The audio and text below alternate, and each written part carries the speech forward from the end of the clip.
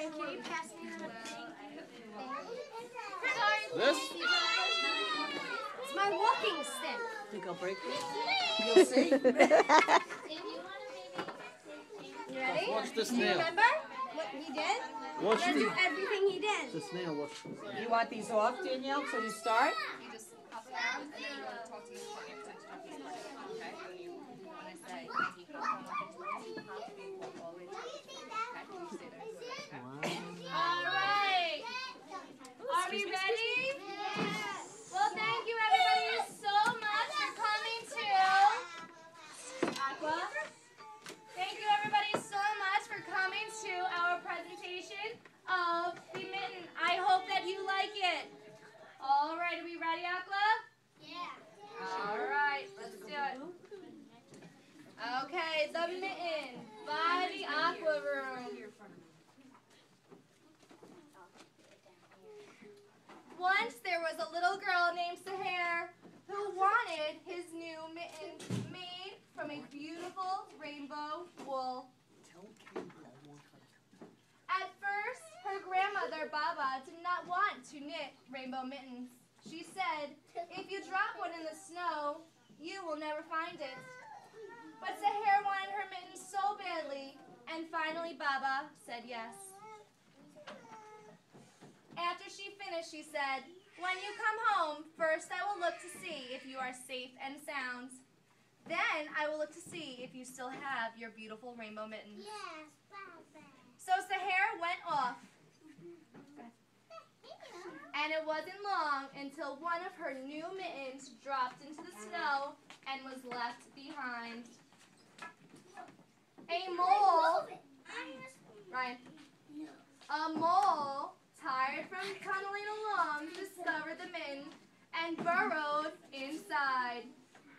It was cozy and warm and just the right size, so he decided to stay.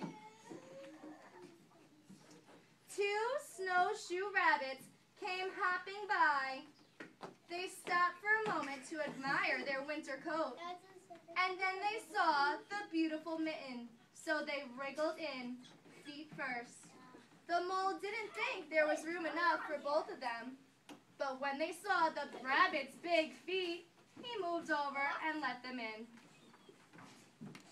Next, two hedgehogs. Two hedgehogs came snuffling along, having spent the day looking under wet leaves for things to eat. They decided to move into the mitten and warm themselves up. The mole and the rabbit were bumped and jostled, but not being ones to argue with someone who was covered with prickles, they made room. As soon as the hedgehog disappeared, a beautiful owl came swooping down. When she decided to move in also, the mole, the rabbit, the hedgehog rumbled. But when they saw the owl's big talons, they made room. Up through the snow appeared two badgers. Two badgers.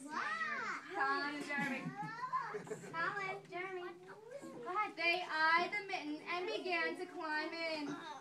There was no room left, but when they saw the badger's diggers, Show me your diggers. they gave him the thumbs up. Thumbs up. Thumbs up. Okay. Okay. So they climbed on in. It started snowing, but the animals were snug in the mitten. A waft of warm steam rose into the air, and two foxes came trotting by. Just the sight of the cozy mitten made them feel drowsy.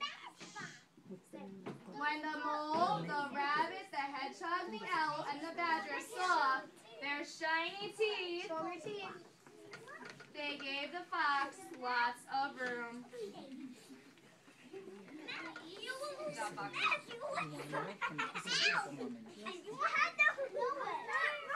Next, two great bears came lumbering by. They spied a mitten all plumped up, not being one to be left out in the cold, they decided to move in. The animals were packed as tightly as can be, but who could argue with a bear? What? The mitten swelled and stretched. It was pulled and bulged too many times its size, but Baba's good knitting held the mitten fast. Along the meadow came 2 meadow mice. They were no bigger than an acorn. They wriggled into the one space left, right on top of the great bear's nose. The bear, being tickled by the mouse's whiskers, gave an enormous sneeze.